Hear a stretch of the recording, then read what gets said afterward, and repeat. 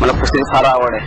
कुस्ती खेळण्यासाठी आर्थिक परिस्थिती बिकट होती व यासाठी खुराकासाठी पैसे लागत होते. तर मी आमदार प्रणिता शिंदे यांच्या इथे मदत मागायला गेलो व त्यांनी आपली मदत स्वीकारली. त्यांनी मला सहकार्य केलं व त्यांच्या मनाने त्यांनी महिला खुराकी 2000 रुपये प्रत्येकी मला घरपोच करतोय.